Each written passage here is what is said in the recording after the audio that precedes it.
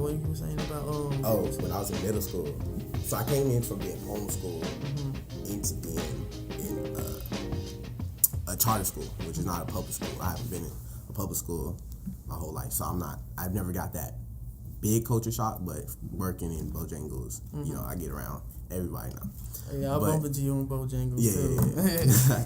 But coming into middle school, being called the white boy, I didn't even want to say nigga.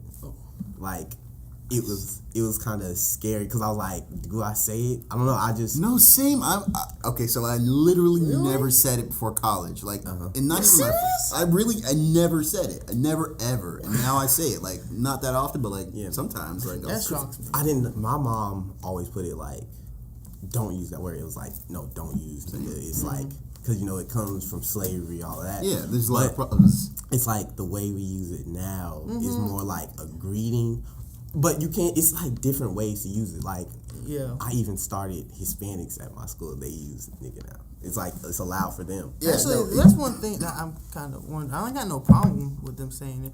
It's like, why is it them, like, publicly them okay saying it? I think it's like this, like, idea of, like, if you are discriminated against too, in theory, you should be able to, like, basically, so like I don't know what's like a term, like a really not like a bad term, but like a term that Hispanics use exclusively. I don't know of any. Cholo or puta. I don't know. What you mean, like? I mean, sorry, go ahead. A Hispanic term that they used to greet each other. Like, I don't think there's no cabron. They do cabron. Yeah, like they'll call you cabron.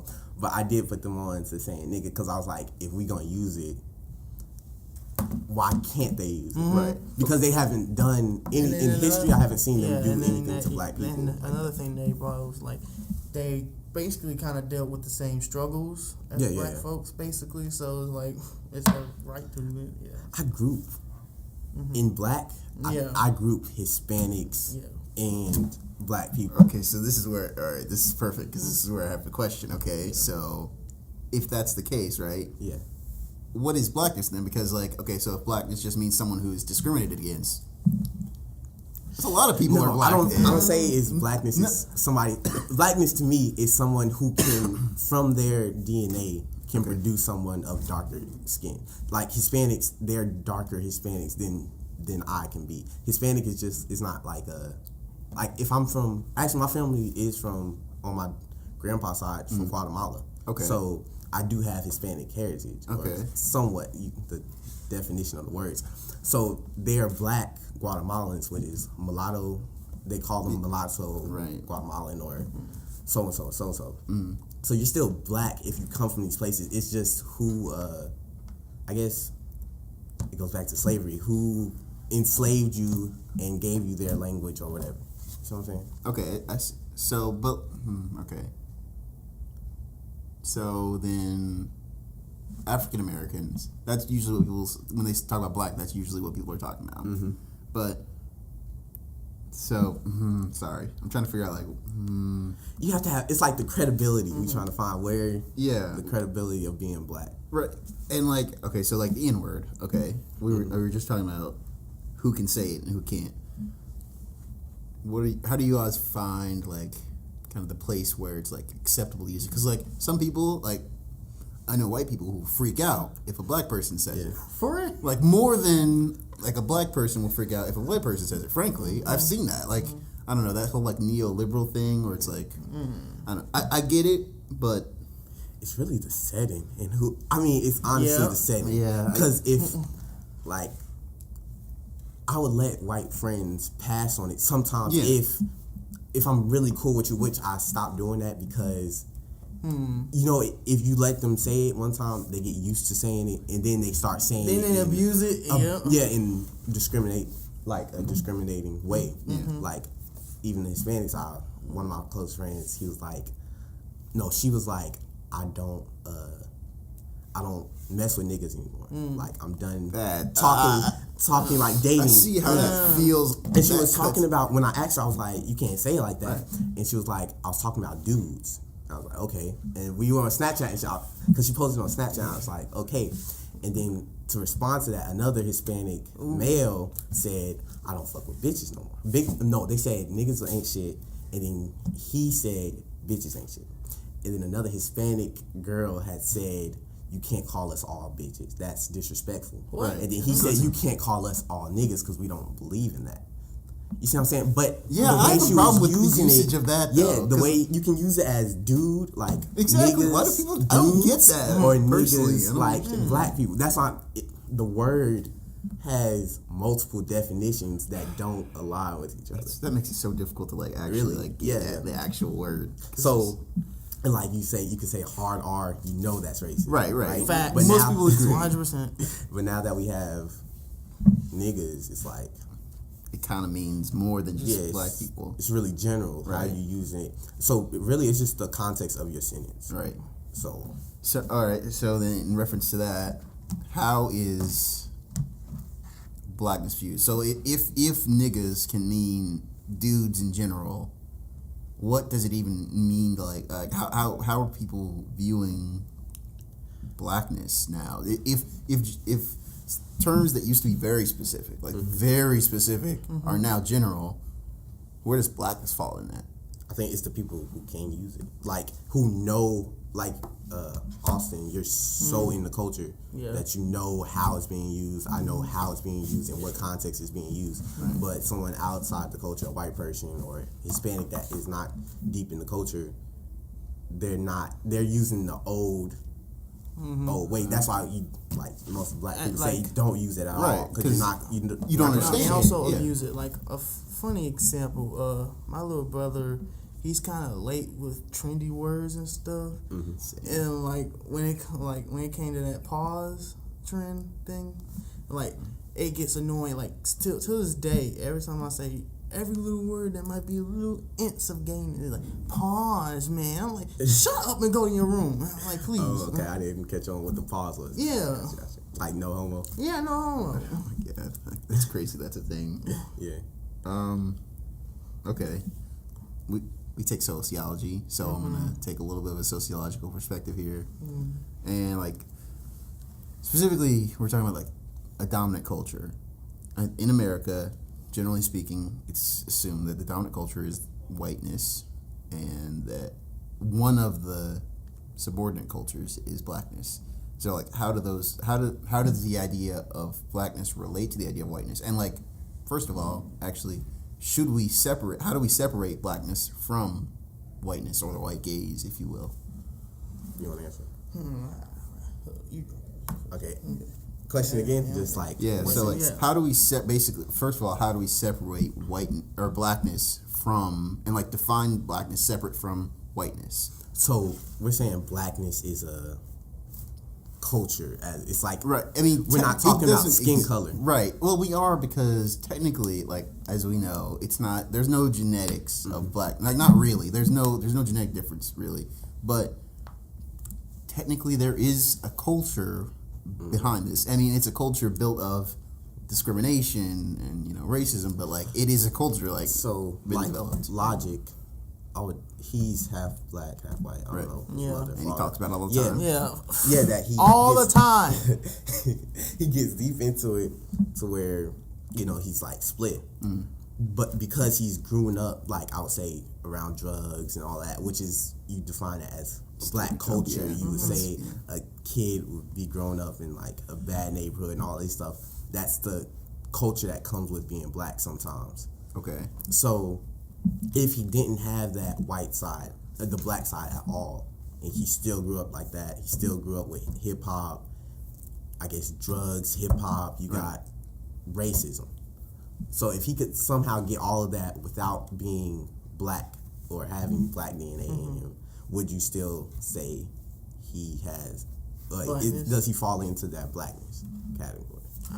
I would, because He's been through he struggle. kind of like, okay, even though he has to deal with the struggle, but he has to deal with struggles in general that anyone can have. Well, then I would say that he would fall into blackness then, right? Because like, if you so this is just how I think about blackness, right? I think of it as like you and a group of people have had a similar historical and like cultural experience. So me as a black man walking down the street, has a different view and is viewed differently by police than a white dude. Even if we're dressed the same. And I know we don't have a video here, but I basically dress like the stereotype of a white dude and not the stereotype of a black dude. And while we're on stereotypes, what is even, like, okay, this is what I'm trying to figure out. Like, what does it mean to say someone acts white versus acting black? Like, I don't know, I just want to... I mean, I got one. Like, okay, of course, clothing.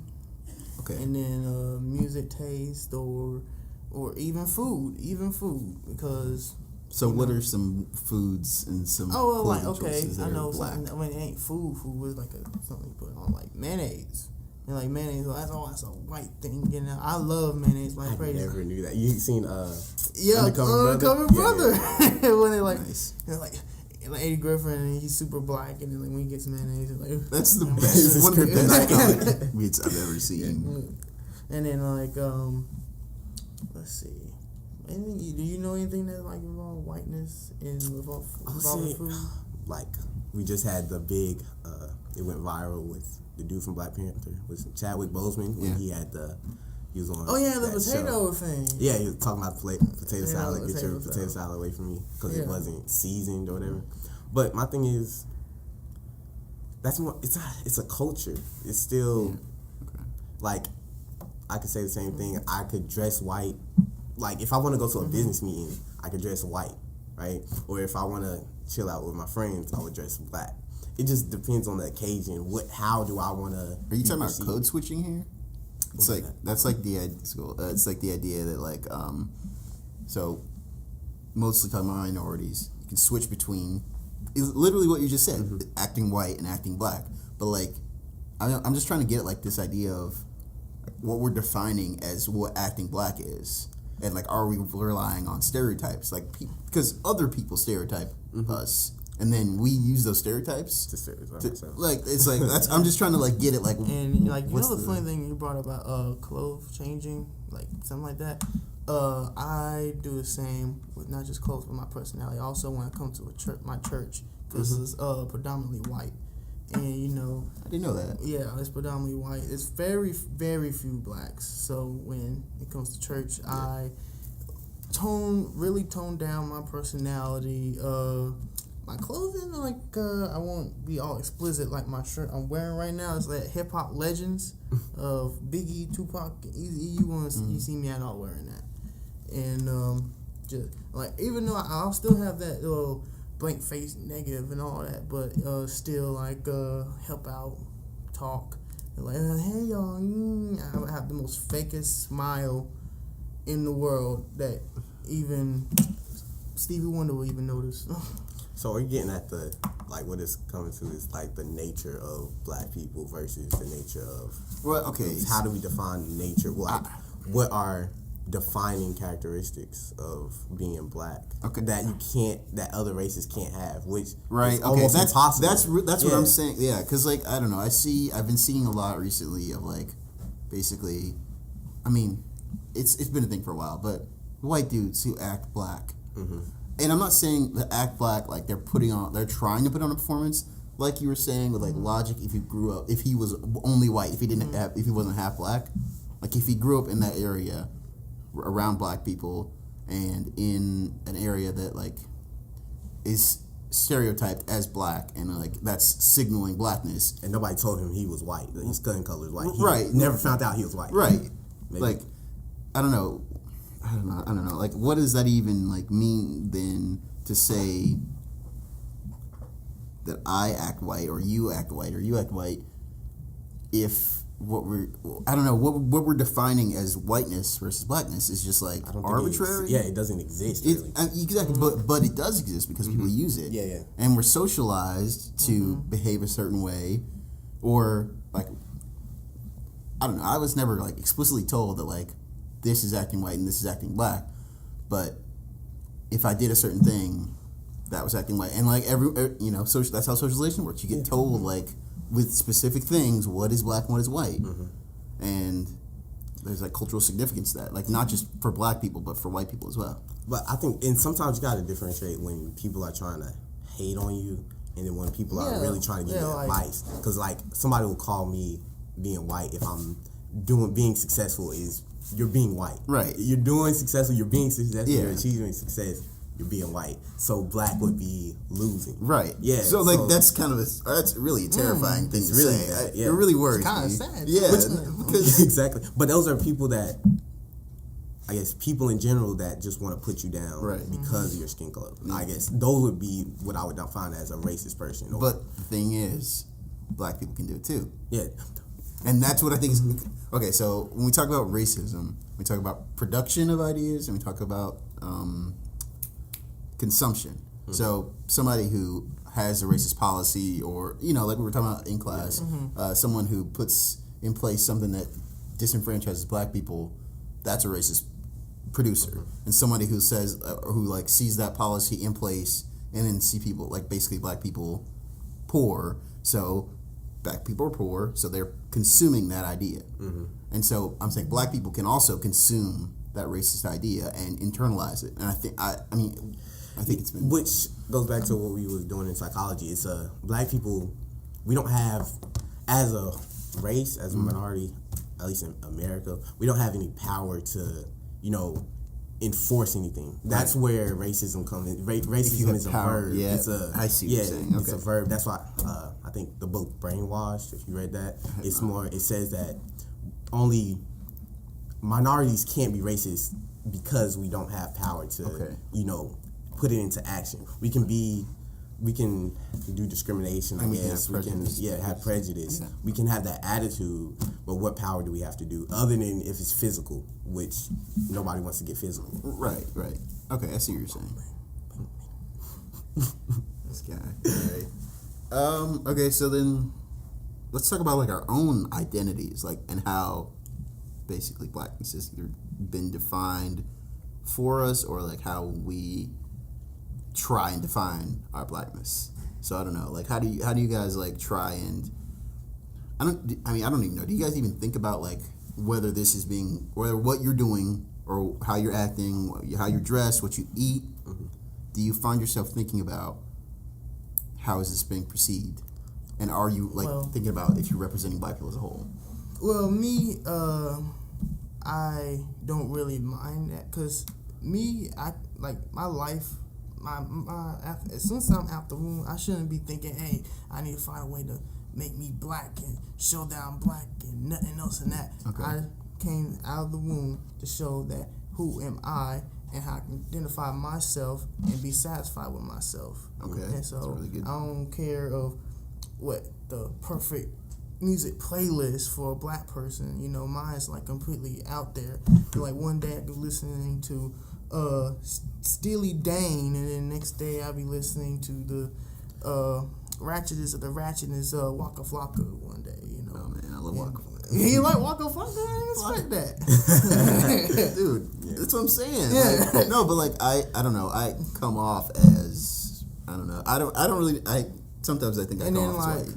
I don't blame. I kind of don't blame people, for low key thinking that I might be this type of person and stuff, because I do come off as like an angry image and stuff, because even my friend named Ryan, like, you come out as an angry person the way you introduce yourself. I'm like, I do when I think about it, because I just like every first day of school I come out blank face, don't look at nobody, sit down and just keep my mouth shut until like days go by, and then I come out the cocoon and talking, and boom, there goes my personality. Right. So like stuff like that I kind of see, but all in all, it doesn't matter what defines me as blackness. It's about me being me, nothing else and nothing more. Okay. All right. Khalif? Okay, that was really deep. Yeah, I know, that right? was really deep.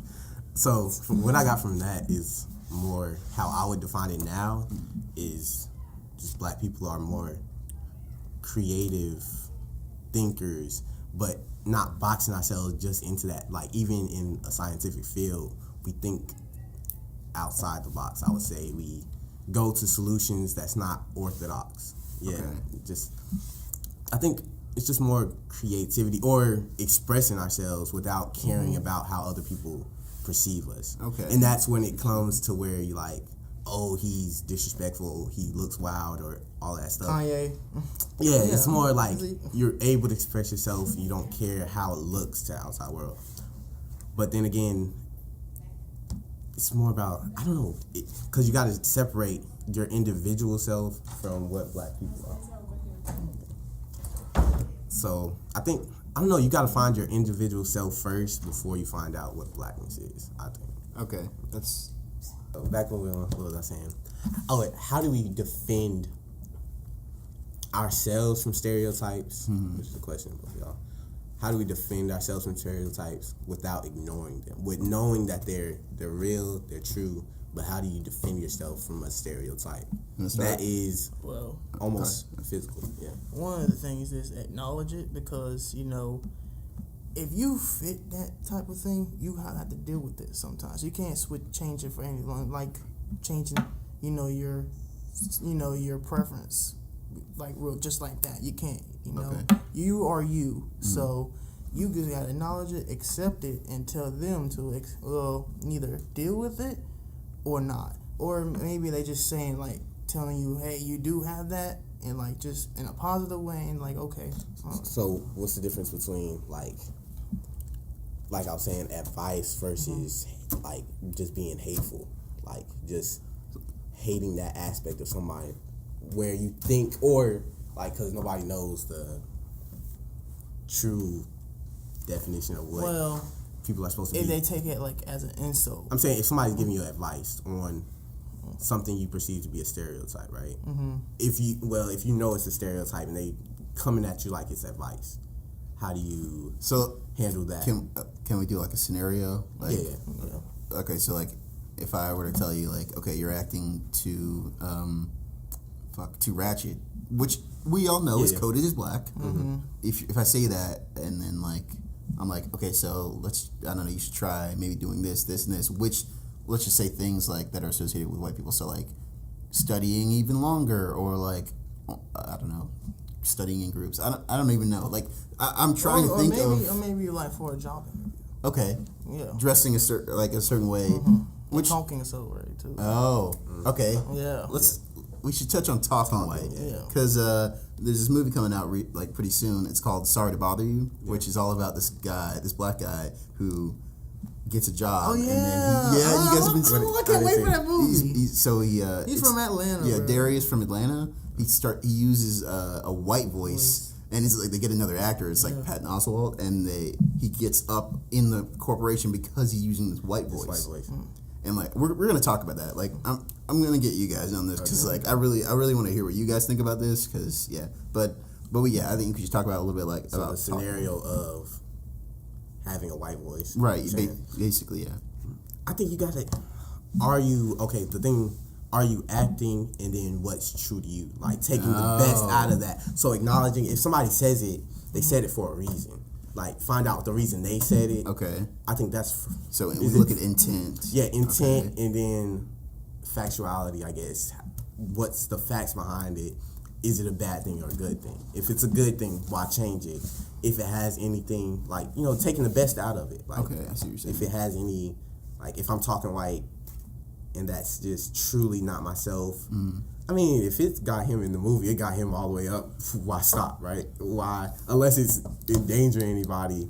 Talking white has no, like, I don't see that as a bad thing. Or talking white. Yeah. Can I just real quick? I'm just gonna say it. All right. So like, the one I would say that it is problematic because this one thing, right? So if we hold talking white as the standard, as the golden standard, and that's what would happen if everyone who got advice about like talking white, and which is generally what happens, and if that is held up as golden standard, so anyone who doesn't meet that, so like you talking like you normally talk, then you're viewed as like negative and even though that's just your personality, that's literally just who you are, and I think at that point it becomes like problematic. I've been looking at the director of Black Panther. Yeah, Ryan Coogler. Yeah, the way he talks. He's literally everything. Yeah, the way he talks, it's so. You can see that he's a genius. Like, you can see it through the movie Black Panther. That was a genius movie, the way he described it. But he keeps his black dialect. I love it. Yeah, dialect makes me so happy. Like dialect is legit. If you're in a certain atmosphere, you're gonna talk different, right? He's from Oakland, so he has that Oakland accent. Yeah. So it's really are you using words right, or then you got to know who your audience is too, like because you do have to change the way you talk versus your audience. So like, if I'm talking to children, I'm not gonna talk with higher words, right? But what's cracking lacking, bro? Yeah. You got to be flexible. There's some with how things, you talk. some things you can change. Yes, but the things that he kept. Like I think he purposely did that. Yeah, he kept it for himself. Yeah, he did. Yeah, so it's like I don't know. That's cool. That's awesome to me that he can still talk on a collegiate level and sound like himself. Keep like, what he wants. Like ain't. I'll still use ain't. There is nothing grammatically wrong with ain't. Let's just be clear. Okay? For real. There's nothing wrong with it. People like to racialize it and politicize it, but there's honestly nothing grammatically wrong with ain't. What else? It's just a contraction. Black people say a y'all, which is actually more southern, and southern. So like really, when people try and use that to discriminate, when you look and see who's being discriminated for saying y'all, it's country yeah. But black people like usually get the brunt. What are you supposed to say instead of y'all? You all. You all, yeah. Too much for me. There's nothing wrong with you all, contraction. It feels like contractions are just under attack, and it's only when like black people use it. And then like another thing is, there's another thing. You don't have to talk just like a certain race. Sometimes you get called out for talking like a certain job or something. Like, oh, you sound like a commentator. You fit perfectly. Yeah, I heard that. I get that. I don't even. Yeah, I think that's just. Yeah, like for real. Like my mom hears me and like, oh, you'd be a good like TV or radio personnel or something like that for a radio station. Yeah, that's funny. We're on a podcast. Irony. Yeah. People get mad at me, especially girls, like when they come up with relationship like advice. They say I talk like a counselor, which I really do. My dad is a counselor, legit. So it's just in me that I talk like that. Yeah. So I don't know. Have you ever thought of that as one of your careers, maybe? Yeah, but then I see what he faces. Like I've secondhand experience. Like what I like it a lot, but I feel like I could just do it in my daily life. Like they always say, you sound like a counselor. I can study psychology. I feel like I can do it. Whatever. Okay. All right. Well, I don't know. Do you guys have anything else to say, or are we good? I think we're good. All right. Nigga. nigga. Hey, listen to the song "I" by Kendrick Lamar. Oh yes, that is yeah. Man, I like that. What y'all? No, he at the end of it he talks about I love myself. I at the end of it he has a little sketch where he talks about Oprah, the use of nigga, and his own definition of nigga, which I think he says niggas. Yeah, niggas. See, that man is a genius. Yeah. Okay. All right. On that awesome note, realest niggas alive. Thanks, guys, for joining me. No problem. I've been Brandon. I am Austin. My name's Khalif. All right, and this has been Not Enough Podcast. See you next week.